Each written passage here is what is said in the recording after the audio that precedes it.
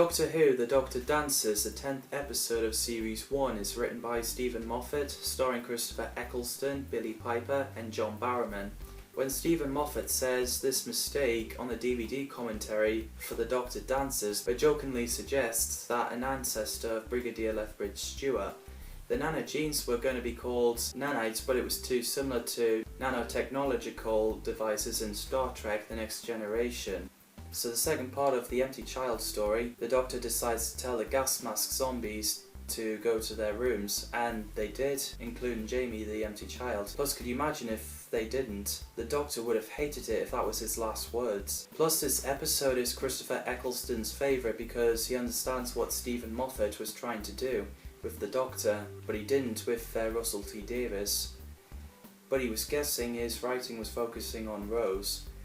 I love the line when the Doctor says bananas are good. Captain Jack was really depressed when there was a weapons shop and they replaced it with the banana plants. When the Doctor switched Jack's hands from his sonic blaster to banana, he was like, "You had to do that, didn't you?"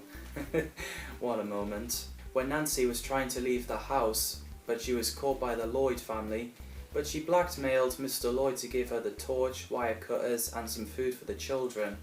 Otherwise she would expose him that it was him who had an affair with the butcher, not his wife, when everyone thought it was Mrs. Lloyd. She tried to discover what killed Jamie, understandably, but the soldiers were having none of it and got her to sit with the guy who was infected by a gas mask zombie. In the scene with the tape recorder, it's like a horror movie. The moment it stops, but you can still hear a child's voice, and then he was right there. With the jump scare, that was really scary. He somehow managed to break through the wall while the Doctor, Rose and Jack were getting chased by the other gas mask zombies. It was so intense. I love the scene where Rose tries to get the Doctor dance with the Glenn Miller's music playing. It was a great moment, and like I say, it's so catchy, the music. When those three discovered the Tula ship, or the ambulance thing, with the nanogenes, and then the gas mask zombies, it was like, uh-oh, what's gonna happen? Well, when Jamie came and kept asking Nancy, "Are you my mummy?" it turns out she was.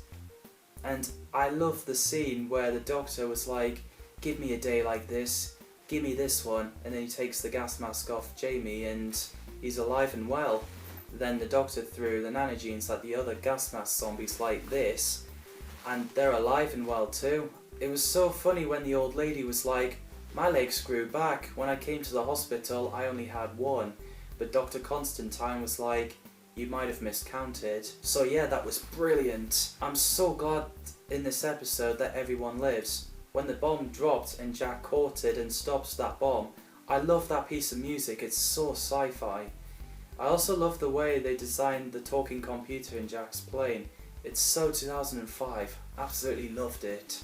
We also have a great ending, the Doctor and Rose dancing in the TARDIS with "In the Mood" song by Glenn Miller, and Jack went in before his plane get exploded by the bomb that he captured. And yeah, he joins the TARDIS. I like that when they have an additional companion. So yeah, it's a brilliant episode, and "Are you my mummy?" I'm joking, I know who my mum is. I love to hear what you think of the episode. Let me know in the comments below. As always, thanks for watching, and I'll see you in the next video.